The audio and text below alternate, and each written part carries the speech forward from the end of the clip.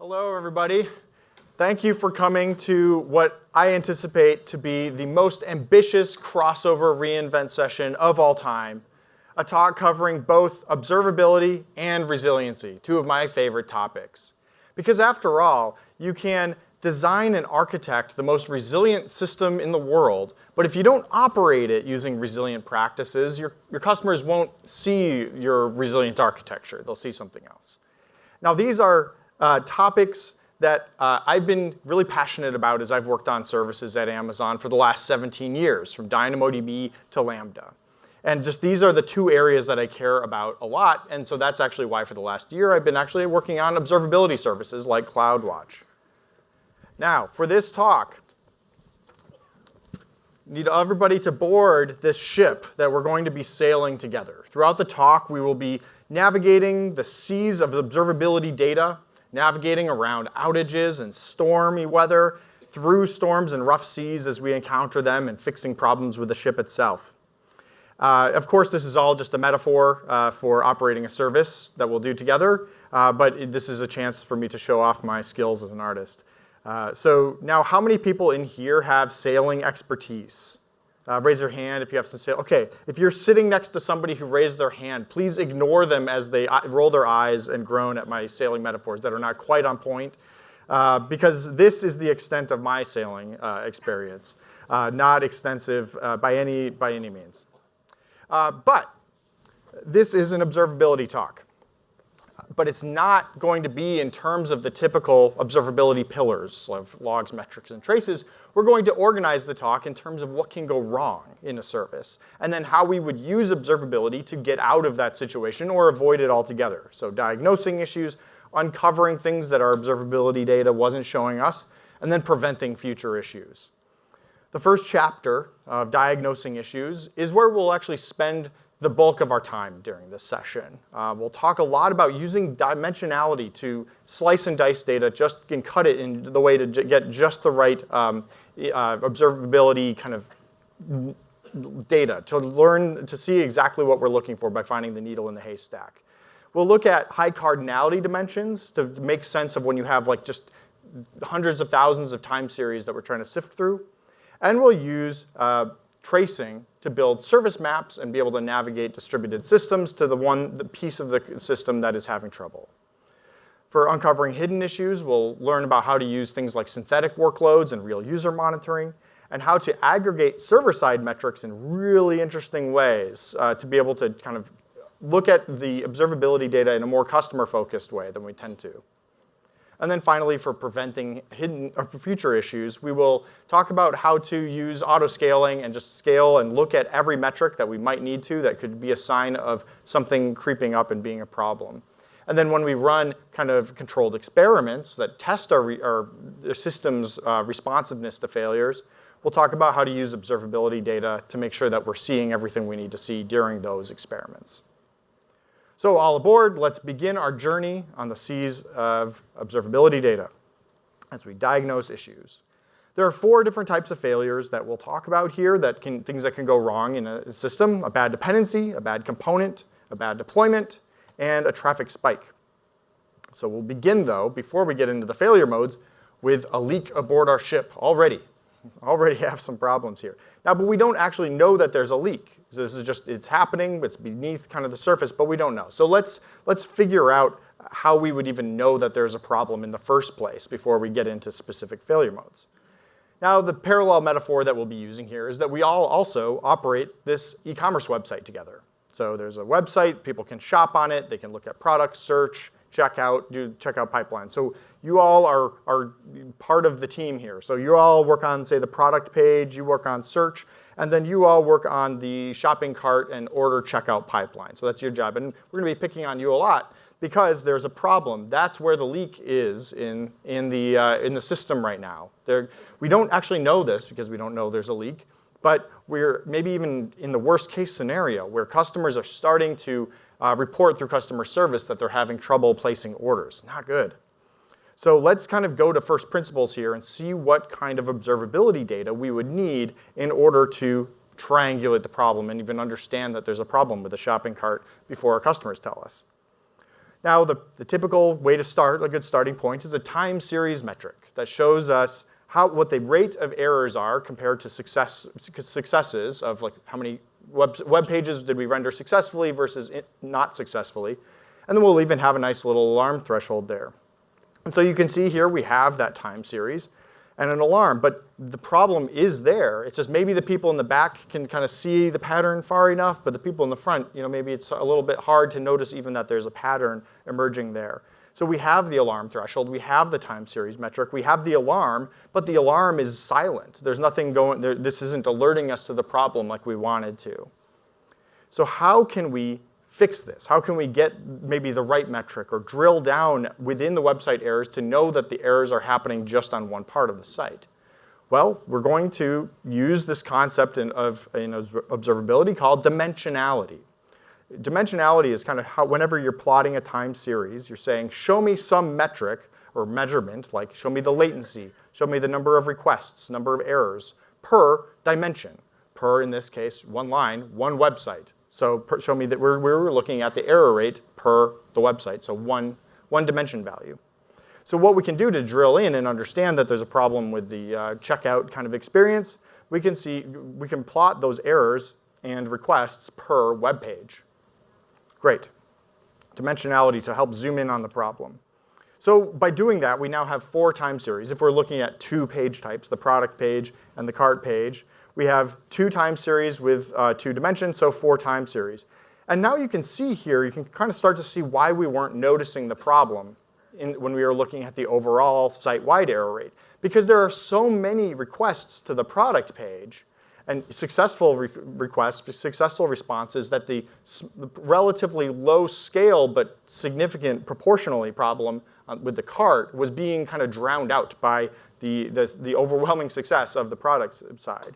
If you look at the math, I mean, the math is pretty elementary, but like this is actually how it works. Like you have the number of errors across all the dimension values divided by the number of requests of overall the dimension values. That's what we were looking at before, and that's why it didn't really move much. If you split those out and do this kind of per dimension value, so let's calculate the product availability and then the cart availability, you can see clearly that there is a problem with carts because we've kind of split the measurement on the component that can fail separately. So we have now a per widget error rate. We often plot these time series of the same dimension with different dimension values on the same axes so that we can see if they're moving at the same time or separately. So in this case, we can see the cart errors went up when nothing else did. Okay, that's probably a problem with the cart that's unique to it. And then we can have separate alarm thresholds for each of these dimension names or dimension values. And now we have very clear things that we have a very clear signal, a nice alarm threshold, and the alarm is ringing when we wanted it to when there's a problem with the cart page on the website. Now, we're going to have to split this out with many alarms, though. I showed products and carts, but there we have many different separate use cases that you all have implemented on the site. You've built widgets, you've built web pages, all with different code that can all fail separately because it's different code, different dependencies and everything. So we're going to have many of these dimension values of the kind of per web page alarms. So the cart alarm goes off on its own, fantastic. But what would happen if there was a site-wide problem? Well, we would get a lot of alarms, and that would be obnoxious. Like our pager would go off, we'd get they would just be very distracting how many alerts we're getting. So what's a tool that we can use to kind of reduce this alarm fatigue? Well, we can use CloudWatch composite alarms. So it's good to have all of those alarms to have that right kind of signal so we are alerted to a problem, but instead of having our pager go off a gajillion times, we can actually just roll them up into one. And that's what composite alarms are great at. Now, this might seem like, oh, well, 5 alarms, who cares? But remember, for each dimension value, we need an alarm on every measurement that we care about. So there would actually be many different things that we're measuring here. We'd be measuring, for each web page, we'd be measuring latency, errors, volume, request volume for anomalies there. So many, many different things. So this is why it's so important to use composite alarms to roll all that noise in. Because if you don't, then you might be hesitant to set alarms because you're going to be annoyed at the noise. So it's important to have alarms that aren't noisy. And composite alarms are a great technique for that. So this is sort of the takeaway slide format that we're going to be using throughout the talk. We're in this kind of intro section, but are already at a nice takeaway that will be a common theme. And that is to split key application health metrics on separate dimensions for each customer use case, like per web page or per widget. In other words, because each customer use case is made up of different code, it's something we care about. Each customer use case is different. We don't want to just have part of our site broken and not know about. So the mantra here is measure things that can fail separately. Okay. And then second, we talked about how you can combine many alarm signals together to avoid alarm fatigue using CloudWatch composite alarms. Okay, so already we have a couple of practical things that we can all go home and start doing a little bit more of. Maybe you're already doing this now. So let's get into the first failure mode here. So we already know that there is a problem with the shopping cart widget, but we don't know why. We don't know if it's the rendering logic. We don't know if it's something else in the distributed system. So what's a tool that we could use to track that down?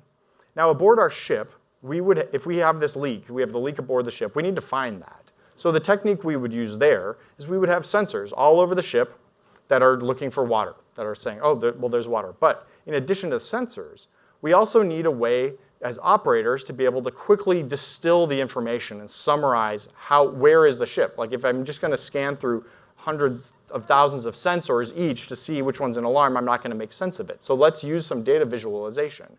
And so this is one thing we could do. This is sort of like where on the ship we are having the water. So it's nicely summarized which compartment on the ship has how much water. So clearly starboard side, aft, and whatever the term is for bottom, the very bottom of the ship. I don't know what it is.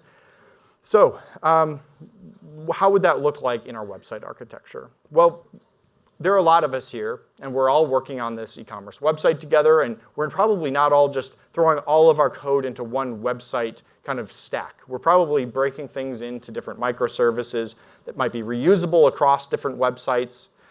So here we have more of a picture of what the distributed system might look like. The web server environment talks to the product info service. Maybe some of you work on the product info service. Some of you work on the rendering logic for the web page. We have the product search. And each microservice is then able to use its own storage technology, its own kind of indexing for search, workflow technology, great. So we have this leak, and the problem with the cart, but we don't know which kind of maybe dependency or whatever. Now the secret is I know, because I put the talk together, that there's a problem in the ordering service. Like you all did a deployment recently, and that broke the logic. But how do we know and engage you to say, hey, your problem is having an effect that you may not have realized? Well, we'd all have to go through all of our dashboards and alarms and say, hey, okay, how's everything over here? Is your stuff working? I don't know. You have to all check. So we need some better way to be able to triangulate that there is a problem in one particular part of the site. So what observability tools can we use? And the answer is we will use some tracing. So if we zoom in on just the ordering service, I'll show you kind of how tracing works. So the way tracing works is you have a request come into some system at the front door. Let's say it's coming into the application load balancer for the web servers. And the front door, wherever the request enters the system, that request gets stamped with a trace ID. It's a unique identifier, random. And that trace ID, in order to kind of map out the whole system, that trace ID has to get passed, like a baton in a relay race. It has to get passed for everything that's making another outbound request to the next system so that it can log it and pass it on to the next system as well. So this is handy. Now we can by logging the trace IDs, by every component logging that, now we can actually follow and kind of like see, okay, where did a request go? Here's one request, I'm trying to debug it. Fantastic. So that's a useful technique for tracing. But how do we use traces to then summarize things in that nice like leak dashboard thing on the ship? Well, to do that, we need to get all of those trace segments, they're called. Each component sending something as a trace segment. We need to gather all those in one place so that we can map out the whole system. And so when you map out the whole system by aggregating those trace segments into something like X-ray, well, now you can piece them together and provide this nice visualization that shows the entire architecture. We didn't have to like manually create dashboards or anything. It just shows the system. And if you overlay the telemetry data, the health data, especially in a summarized way, you can get this nice kind of red, green, yellow kind of status of each component. And so now we have created this nice visualization that we had for the ship. We now have that nice visualization for our distributed system as well. Now this isn't just like PowerPoint drawings and stuff like that. This is also a real thing. So this is the CloudWatch Service Lens map. If you use X-ray tracing, you can actually see this. This is using the one observability workshop. It's open source. You can deploy it into your own account if you want. I did, and I took the screenshot. And sure enough, you can see, okay, this is actually a fairly complex system with a bunch of things talking to each other. But you can nicely see the summarization that there is a little bit of red around the circles on a couple of those components. Those are the ones that we should start with investigating first because there's some sign of a problem there. We have the automatic mapping with the overlay of the telemetry data. Fantastic. So we already have, now we have a few more takeaways on how to kind of navigate a distributed system and find the bad dependency. Propagate the incoming trace context to every outbound call that you make to every dependency. So every component in the system needs to pass this baton. Sometimes that's easy to do with some kind of frameworks. Sometimes you actually have to instrument your systems to explicitly pass trace IDs around. It's very important to do. So one way or another, make sure you're doing that. Second, enable collection of trace segments from all AWS services and from your apps. Like get all those trace segments together in one place so that X-ray and Service Lens can actually map this out for you. Otherwise, propagating is good, but getting those traces together is even better. And sometimes we'll often use sampling so that you don't necessarily need to gather every trace segment at all in order to build the service map. You could sample like 1% and you'd have enough information. 1% of requests, send them, and then you have at least that nice service map. You don't actually need every request sample, whatever you want. Now, the final lesson here is use service maps derived from traces to triangulate failing dependencies during incidents. So yeah, that nice visualization, find where the problem is. So now let's dig deeper and find out why this service was having a problem. And that could be because of some failed component. So looking at that kind of web server layer architecture one more time, this is rotated more horizontally or vertically this time. So users send requests through an application load balancer, and then we have an EC2-based web server fleet with 9 servers across availability zones. These are the things that are rendering the HTML that is going to get sent back to the customer. So the load balancer, using its algorithm, is going to pick one of these targets, the EC2 instances, for a given request to render that the HTML for that customer. Now, the web server does something with it. It doesn't really matter for this part of it. So what would happen, though, if the web server process on this EC2 instance ran out of memory and crashed? So there's no longer a process listening for new HTTP requests.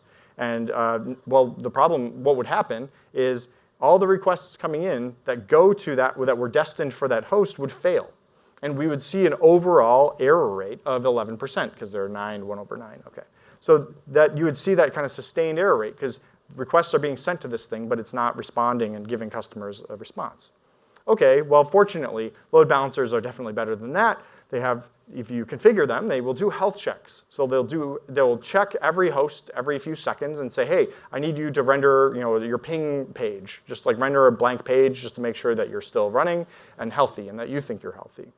And so after a few seconds of failing these, since the web server process has crashed, it will fail the ping requests and it'll be taken out of service and the load balancer will start sending requests to other servers instead.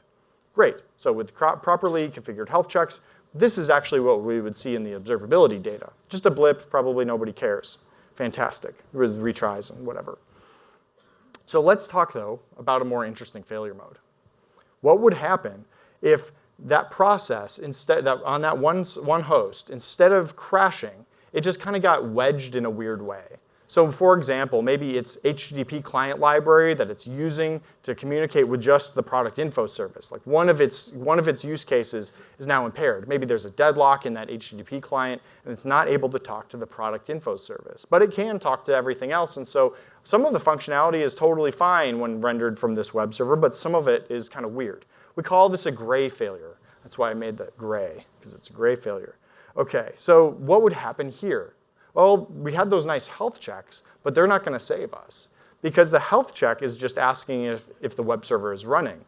Now you could say, okay, well then clearly we need to make the health check logic so that it makes sure that it can talk to all of its dependencies or something like that. That is fine, but unfortunately, health checks won't be able to enumerate every possible failure mode that can happen. Like from this kind of server's perspective, the problem is in the product info service, not in and of itself. But really, it is the product info service that has the wedged code in it. So it's a little tricky. And so we can't enumerate all possible failure modes in a health check. And second, there's the problem where what would happen if we overreact and all of the servers started having the same kind of, oh, I'm unhealthy failure mode at once. It just gets really complicated. It's a more complicated topic than we have time for going into here. But I've actually written an article in the Amazon Builders Library that goes into this in great detail about like the pros and cons of what to put in a health check and what not to. Now this article says, well, because you can't win in health checks, you have to do something else using observability data. And so we'll talk about that part of it here. Now, this is what we would see during a gray failure. We would see that, that same kind of 1 out of 9 requests are failing, at least for that use case that involved the product info service. And this is what we would see in the telemetry data. An overall site-wide error rate has increased, but we don't know why. So what tool in observability can we use to zoom in on this a little bit and understand where the failure is? Well, we can use, again, dimensionality. We did that for per web page metrics. We can do that for per instance metrics. And so for each instance, we can plot the error rate, the ratio of errors for each instance, and then we have a very clear signal on which EC2 instance is running, or where our application is running, is having the problem. Now it's important, these aren't just EC2 metrics like, oh, CPU. These are our application health that we emit. So your code has to emit this success failure metric per then EC2 instance. So application health broken down per piece of infrastructure, per component. And so now you might say, okay, let's use that thing that David was talking about earlier, the composite alarms. We'll create a separate alarm threshold for every host so we know. Actually, I wouldn't recommend this. I mean, you can, but this would be tricky because now every time an instance kind of comes into existence, you'd have to have some automation that creates a new alarm just for that one. It would be a little, I mean, you can do it. It would just be a little bit clumsy. There's a little bit of better way that I'll show you, or a different way, the one that I would favor. And that's using CloudWatch metrics insights to just query for the worst instance, the most failing instance. That's what this query does. You use SQL for it, and you just say, show me the number of failures per instance ID, and give me the top 10 most failing ones. And that gives us this graph right there, the hand-drawn version of it. But you can't alarm on that. I haven't fixed the problem. This is just a graph. You can't alarm on, okay, those 10 things, but you can alarm on the top. You could say, you write this kind of metric math expression to say, alarm on the topmost failing instance, and if it's failing more than 1% of the time for 2 minutes, in this case, then I would like an alarm. And that's a nice clear signal that will alarm, even though I didn't animate it swinging again, but okay. So, but this isn't just to make this a little bit more real. Here's the screenshot of what that would actually look like. This is the kind of actual CloudWatch console showing this kind of metric insights query experience. This is showing this kind of nice wizard that lets you build queries. If you click on the button on the right, you would get the SQL that I was showing. And actually, as of yesterday, there's now another thing here that if you go to this UI that isn't listed here, if you don't want to use the kind of wizard and you don't want to write the SQL, you can actually just use human language to say, show me the top failing instances, and it will generate the query for you. So we launched a new query generator for metrics insights, logs insights, and stuff. So that's kind of neat that you can actually just build these queries then in whatever way you want. Okay, now let's get into a similar type of failure, a different type of challenge where it's more than one instance having an issue. So here we have the web server environment, again, broken across availability zones. So we have each load balancer is sending requests across the different availability zones. And now we have a caching fleet, like the product info team. Like you all decided you want to make things more efficient by having a distributed cache in place, a caching layer in front of the database. And you'll do this by having the web servers talk to cache nodes in their same availability zone. Right? Save on latency, save on bandwidth, et cetera. It's a good pattern. So what would happen, though, if one of these cache nodes gray failed in whatever way? And it's just weird software bug, anything happens, one of the cache nodes is acting up. Well, to our observability data, this would look like a gray failure of all of the hosts in that zone, all of the instances in that zone. And that wouldn't, okay, so now I would be breaking this down I have the per instance metrics, and I would see those, but I wouldn't really tell what was in common across all of those things. So and this is actually more impact than a single host, this is a whole zone's worth, so we need to be able to act quickly and zoom in and tell where the problem is, which piece of infrastructure or whatever is having the problem. So what tool can we use to drill down and understand where the problem is quickly and how to understand why I'm seeing an overall error rate? Well, you guessed it, we can use dimensionality again. We can say, okay, now we'll have latency and errors per availability zone as well as per instance. That way we get a really clear signal and we can break down and see, okay, yep, our software in this availability zone, for some reason, we don't really need to know why, is behaving differently than in the others. It's just it's a component boundary. It's designed to behave differently. And so once we have that signal, we can react very quickly using Route 53 application recovery controller and tell it to, okay, I want to tell all my load balancers to just stop routing traffic to that availability zone, and it'll just kind of get out, and the application recovers right away. So that's great. So we have the takeaway again of how to use observability data to deal with a bad component. And that was to split key application health metrics on separate dimensions, like for each infrastructure boundary, like EC2 instance or availability zone. Again, measure things that can fail separately. And to find an alarm on the poorest performing part of your components using metric insights query. This way you can write one query and just have it alarm on the worst performing one. Okay, fantastic. Now let's get into another failure mode that can happen of a bad deployment. So we're aboard the ship again now.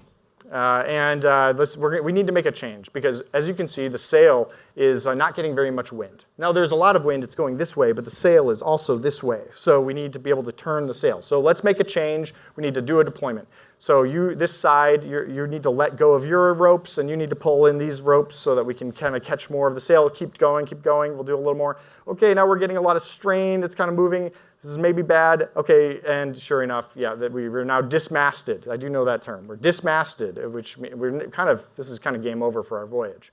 So let's do it a different way.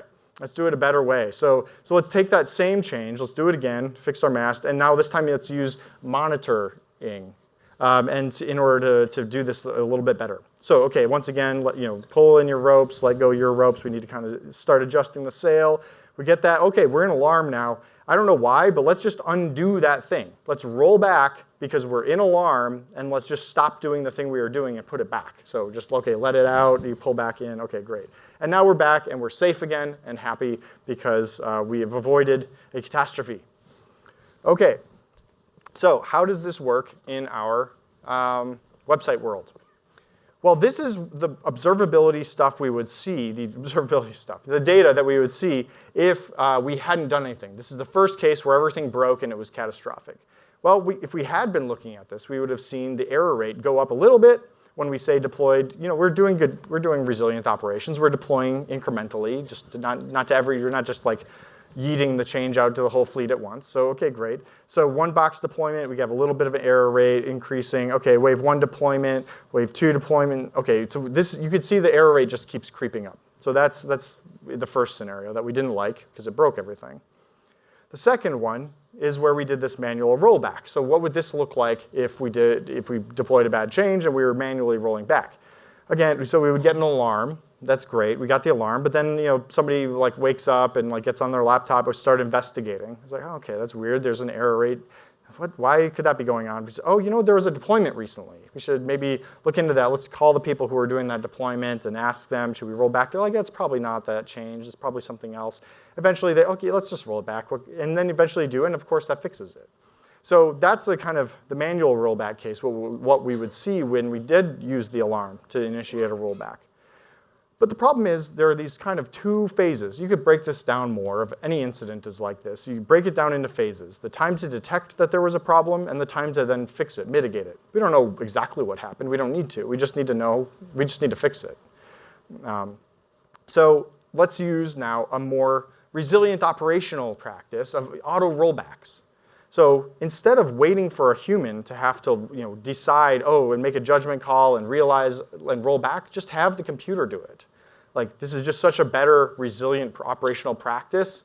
So we can, as soon as the alarm happens, whatever is running the deployment will always be watching the alarm to say, oh, if the alarm went off, I'm just going to roll this thing back immediately. This is just a more resilient operational practice. You can design and architect the most resilient system in the world, but if you don't operate it with resilient practices, your customers won't see that resilient result. So we should do auto rollbacks. And so now that improves things. That takes the time to mitigate way down. Okay. Now, any type of change we're doing, whether it's code deploy, infrastructure change, we should be using this practice. And for example, even when you're using CloudFormation, this is a CloudFormation screenshot, you can define with any change that you deploy, that you make to your CloudFormation stack, an alarm that CloudFormation will watch and roll back that change if that's an alarm. It's just a great practice. Like every change you do should do this. Great. So how do we tackle that other part, that kind of time to detect part? Well, there we need to use some more like straight up observability techniques. So how can we get a better sense that there's a problem earlier in this metric? We have an overall metric, and how do we drill down to get a better signal, a more precise signal? What observability tool can we use? Everybody catching on to this at this point? Okay, dimensionality. Yeah, there we go. Okay, dimensionality. We can show now that all these application success and failure metrics per code revision. And now if we do that, the results are pretty immediately visible. Like, right, like I showed overall, not the old code is behaving just the same. It's a flat line. But the overall bumps up a little bit. But this new code metric appears for the first time because there wasn't any of the new code. And it spikes immediately up. You don't have to be a data scientist to like understand that there was a problem there. It's a very pronounced spike, exactly what we need. We have a quick alarm, auto rollback starts, pretty quick time to mitigate and time to detect. And the time to mitigate is even faster because we didn't have to roll back through so much of the fleet, right? So it's pretty much as good as we can get here. Other than testing and not deploying a broken change, that's the other option. But you have to be prepared for this. It's like resiliency means that you're ready for anything. Okay, so what do we roll back on? Like, what should that alarm be? Well, we should use composite alarms again. Just roll back on, okay, overall alarms. We could add the new code version specific alarms, even the old code version specific alarms, because it is possible that we like deploy a serialization bug that affects the old code, not the new code. I mean, there's all kinds of stuff that can go wrong. So because there's all kinds of stuff that a deployment could break, we should alarm on literally everything we have. Like all of the alarms, just roll them up and roll back. Like if it's too noisy, then like we need to fix the alarms and not make them so noisy.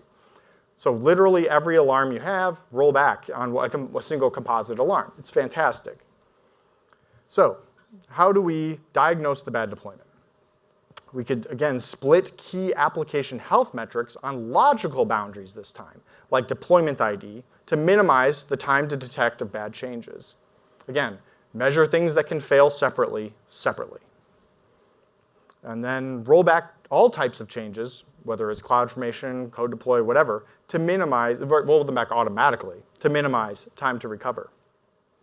And finally, combine literally all of your alarms into a single CloudWatch composite alarm for triggering those rollbacks. Okay, great. Now how do we deal with the failure of a traffic spike, which ironically is more of a success than a failure because now more people are using the application, but okay, traffic spike. So what would that look like, diagnosing a traffic spike in terms of our observability data and our incident response? Let's kind of follow through how this would go down.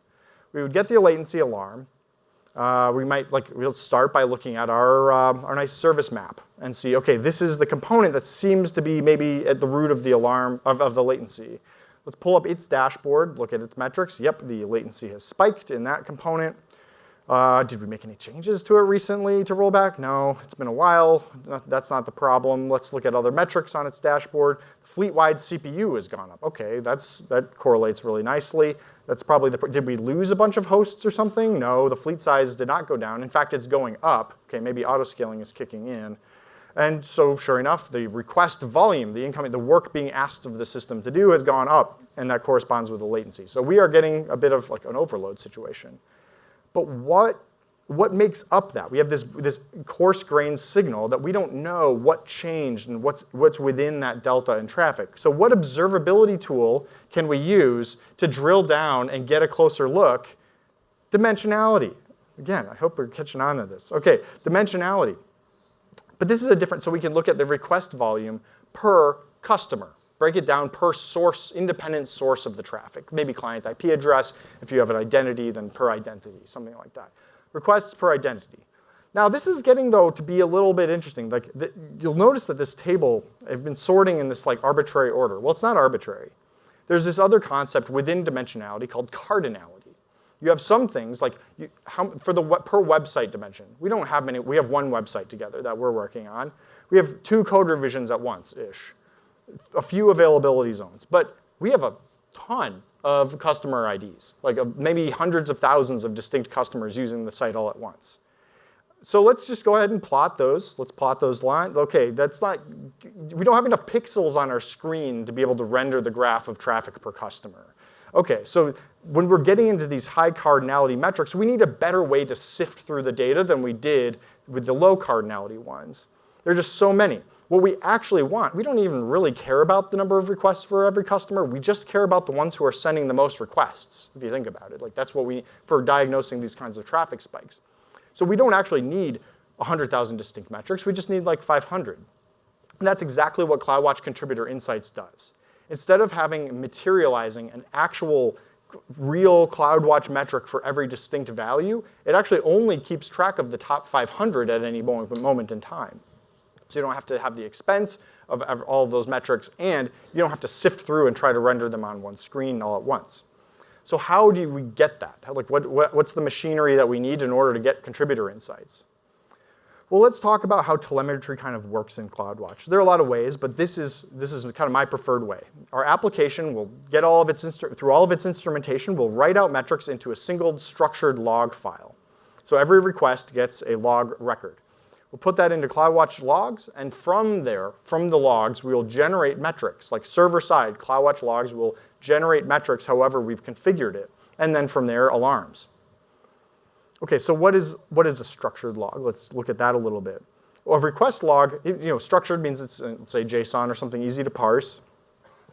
And it has a few different types of things in it. It has things about the request, like what was the trace ID? What was the client IP address? Who made the request? What instance of ours did it run on? What availability zone? What API was it working on?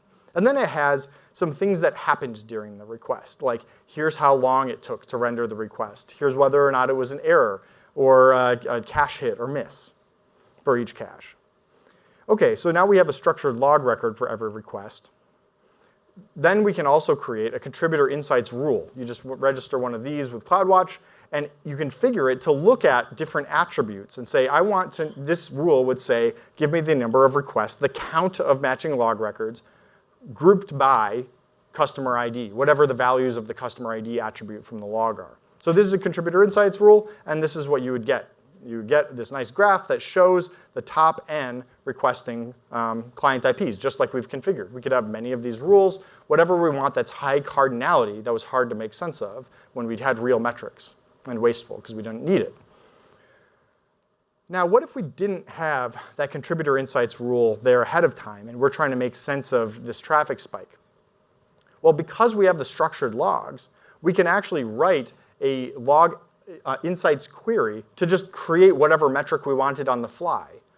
Logs aren't just like text that with like stack traces. If you put structured logs in place, those logs contain any metric you would want that you didn't decide to materialize. Like you materialize the ones you need on dashboards, you use contributor insights, but if you don't need certain metrics, just compute them afterward on the fly when you're doing some investigation with a log insights query. Fantastic. So now, how did we diagnose this traffic spike? What were some practices? Well, we found that it was important to emit logs that are rich with data so that you can cut your metrics on many dimensions. We found that you can record and analyze high cardinality metrics, like per customer request volume, by configuring contributor insights. We don't need to materialize every single dimension value within its own metric. We just need to keep track of the ones we are ever going to look at. And finally, slice and dice metrics that you didn't materialize up front in the first place by writing log insights queries. Just compute the metrics on the fly. Okay, now let's look into how we could discover things that might not be very obvious from the observability data we have. And so now we're back aboard the ship. We're aboard the ship, and well, it's kind of a spoiler already that there's a hidden storm. There's nothing on the horizon. Our sailing is fine. We are seeing some clouds, but those are just normal clouds. They're not really stormy. They look fine based on what we can tell. But it turns out we get a little bit closer, and oh my goodness, the ship is rocking back and forth. There's lightning. Okay, yeah, this happens sometimes. The animation takes a second to kick in. Yeah, this is, okay, now we're talking. Yeah, with lightning crashing down, the ship is swaying, we're taking on water, really bad situation. Yes. Okay, so we have that happening. It's a thing that we didn't, our observability data was missing telling us about it. So what are those real scenarios here? Well, we might have some external issues that we weren't measuring, or we might be misattributing some errors. Let's get into that and look at external things. So here on all of this, we've been measuring things from the web server. Like the metrics are being emitted, the structured logs are being emitted from our web server. But what about all the stuff that can go wrong before the request gets to us? Well, let's take a real world thing that can go wrong. Like maybe the code the way that customers are accessing our site is they have a web browser or a mobile device, and it's getting some of the code that it's using to render from a CloudFront distribution. And that's code that we've deployed there. And so what would happen, the client is sending messages back and forth to our server, to the origin, saying like, okay, hey, get me the product data or something. Now, what would happen if we deployed a new version of the code that was incompatible with the server logic? So now we have CloudFront, we deployed the CloudFront distribution, that starting to get picked up by the customer's web browsers, and now it starts sending these yellow messages, and the instances reply back of, I've never seen that data format in my life. Like it's like, I have no idea what that is. And so those would be errors. Like customers would be getting error responses, and we would have a harder time seeing that using server-side metrics.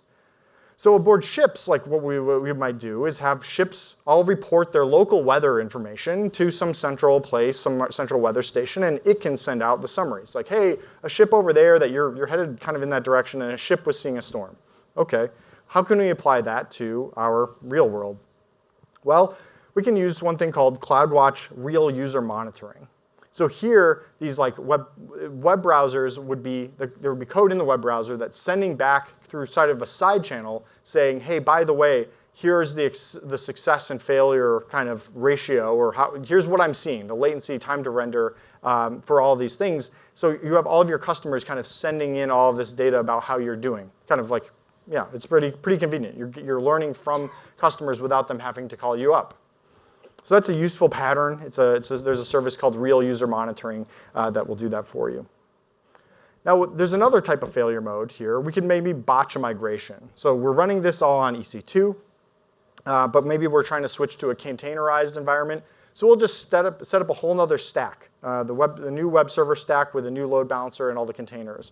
Okay, great. And now to direct traffic from customers from the old one to the new one over time, we'll use DNS weights using Route 53.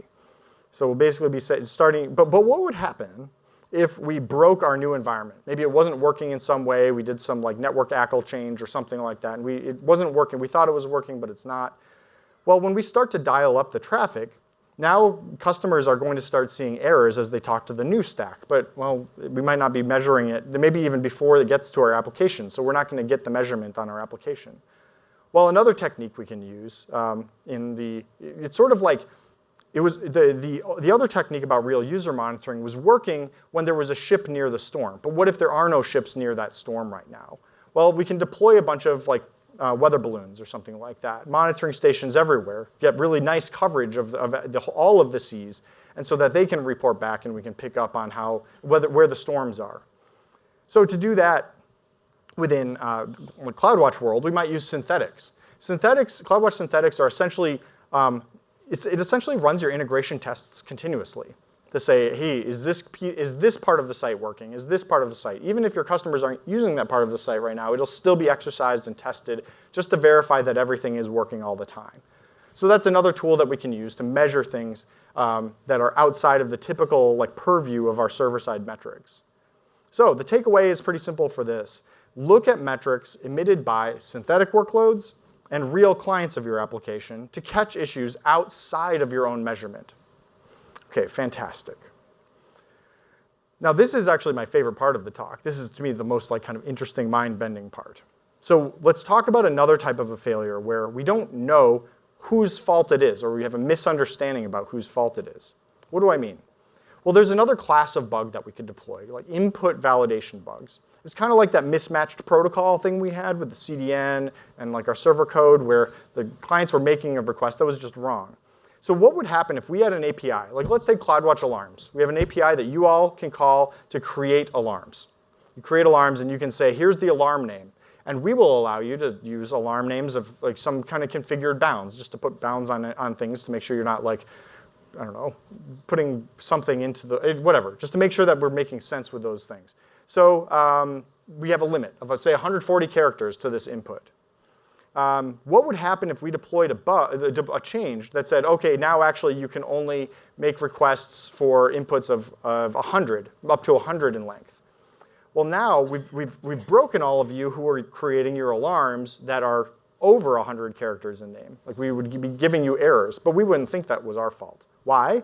Well, because there are kind of two categories, two dimension values of errors. There's like server faults, which these are when there's an error in HTTP, like when you kind of, you know this when you use web pages, like if you're getting a 500 something, a 50 whatever back from a server, that's the server's fault. Like, right? It's like, come on, like there's a null pointer exception, something very clearly the server's fault.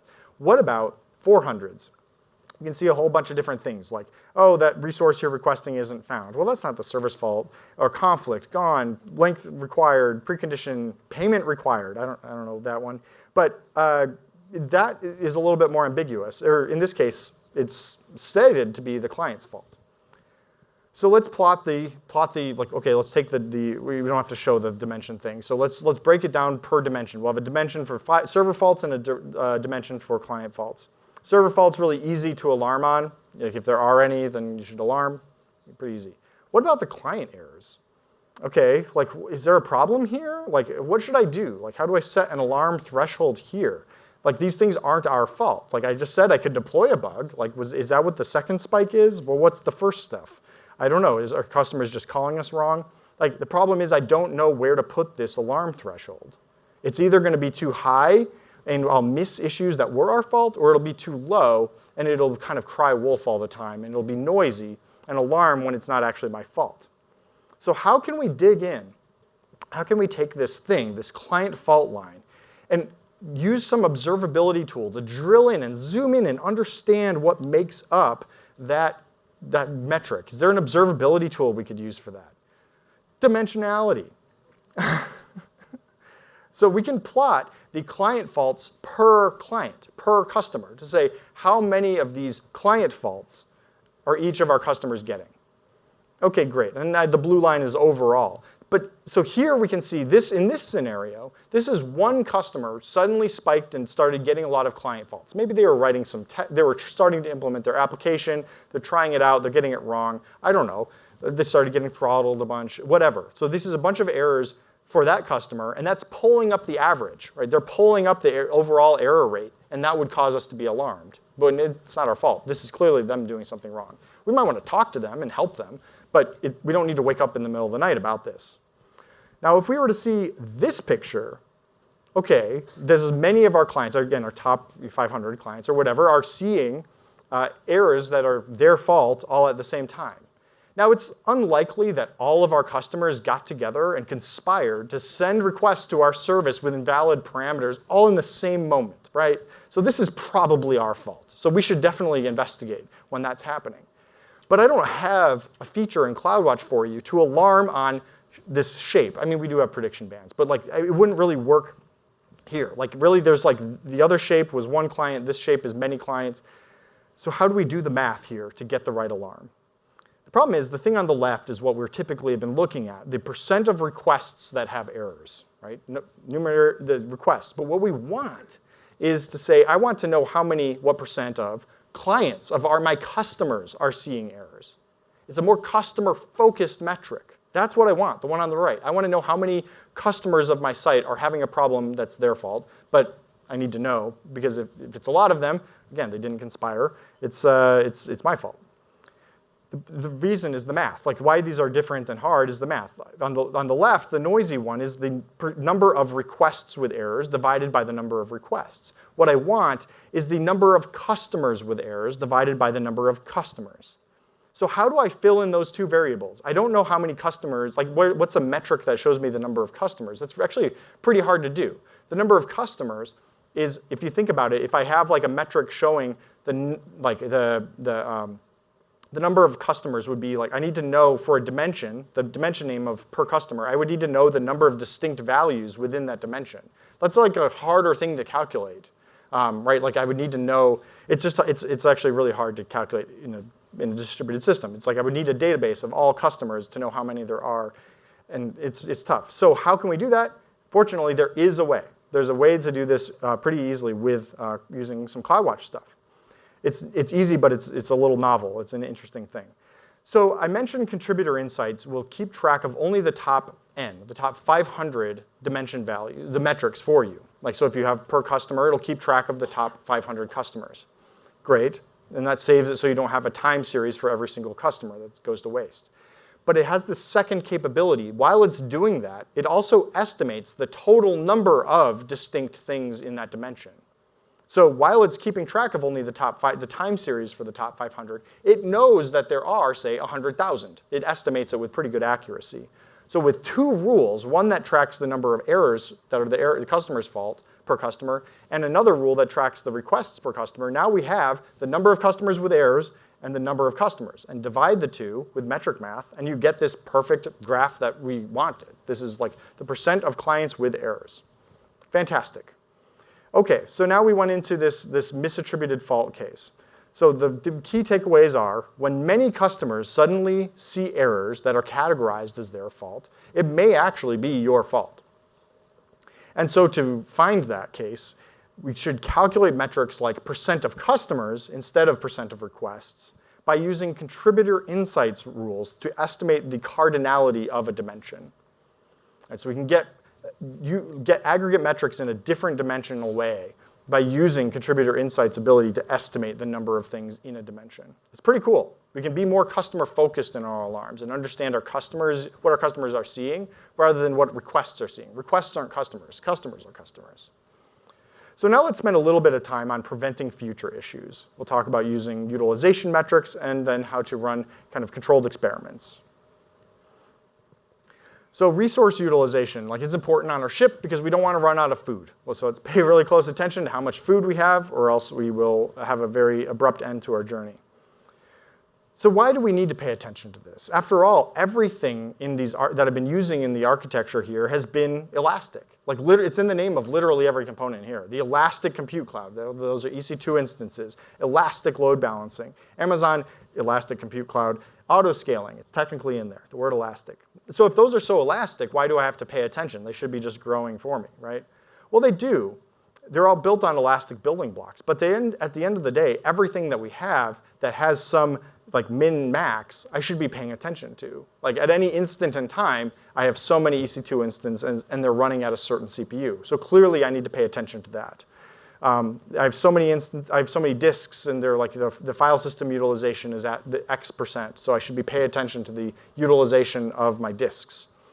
Even in our application, we have all of these things with a min-max. Like when you configure a thread pool to do something, to handle requests, to do asynchronous work, you have a thread pool. And a thread pool, you're probably configuring to have a maximum amount, because if you don't have a maximum, then you could run out of memory. So we have these limits throughout. So we need to have instrumentation and good visibility into all of these things that have, at any point in time, limits.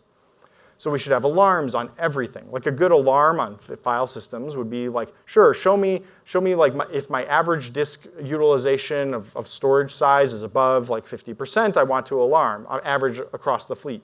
I should also alarm if the maximum, if the most full disk anywhere in my fleet is above 80%, then I would also get an alarm. So think multiple alarm thresholds. Think through, okay, maybe on per component boundaries, but also aggregate on the fleet, how to measure an alarm on these things. You should have dashboards. I like to make dedicated capacity dashboards that just have all of these things about how application capacity, server capacity, everything. And then finally, auto scale on all of these things. And we might say, well, so auto-scaling is how we're going to that's how we'll take advantage of the elasticity and operate our resilient architecture in a resilient way.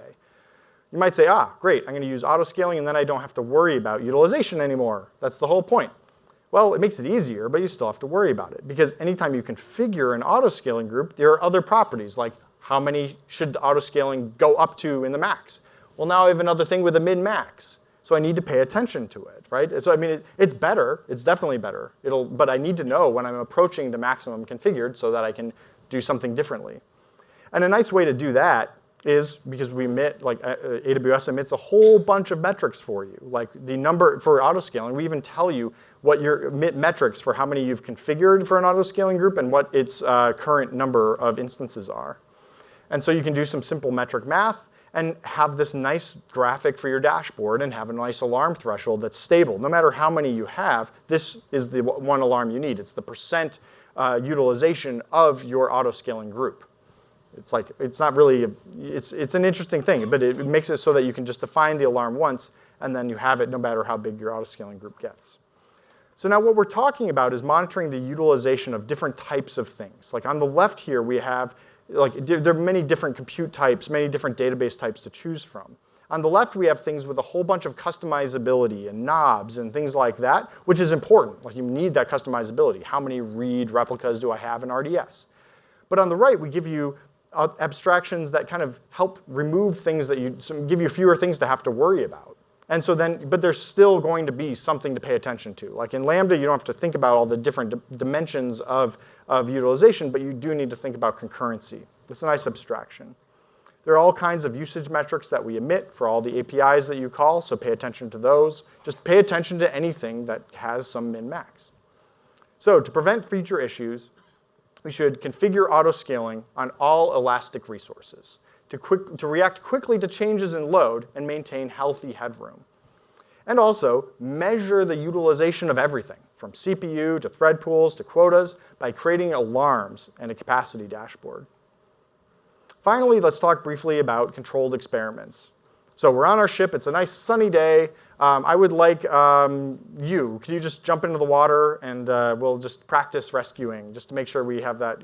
And so, like I said, it's important to have practiced operational practices so that we're able to respond to whatever unknown situation in the future. We can at least practice responding to the knowns. So now good experiments like this, good game days, are well-reasoned. Like they start with a hypothesis, and we make sure that our system reacted the way we expected to that. They're realistic. They're done in a test environment that's exactly mirrors production, using production type workloads. They're regular, ideally done during like a code pipeline or something like that. And they're controlled to make sure they don't run away and do something we didn't expect. And fortunately, there's an AWS service that helps with this called the AWS Fault Injection Service. So it has these properties and helps you run these controlled experiments just like this. But what about the observability stuff? Well, it's important to actually also replicate the production observability configuration, all the alarms, dashboards, runbooks, everything, into whatever environment you're running a controlled experiment in. Because we're also measuring our own ability to deal with that kind of known unknown or something. Like I've heard observability as code. Like, include all of that definition in the infrastructure as code stuff, so you're not clicking around creating alarms. And then when you do the experiments, verify that everything looked the way you expected. You're not just verifying the behavior of the system, but also the behavior of the observability. So to prevent future issues, we recommend running controlled experiments. And so doing that, run them using, say, the AWS Fault Injection Service. And then use the same observability tools during those experiments as you use in production by including things like alarm and dashboard definition in your infrastructure as code. So we've now navigated the seas of observability data successfully. We've diagnosed issues by using dimensionality a whole lot, but in a lot of important different ways. We uncovered hidden issues by measuring from everywhere, aggregating data and slicing and dicing it in a customer-obsessed way. And then we auto-scaled on everything and monitored our controlled experiments and game days. Now, this is surface stuff. I mean, there's some depth, but there's even more in the Amazon Builders library, articles about making dashboards, doing safe deployments, and everything like that. So Thank you for everybody for coming. Please fill out the talk surveys. They are the way that we make sure that we have the right content for you throughout all of reInvent. Fill it out for this talk, fill it out for everything. So thank you very much for coming.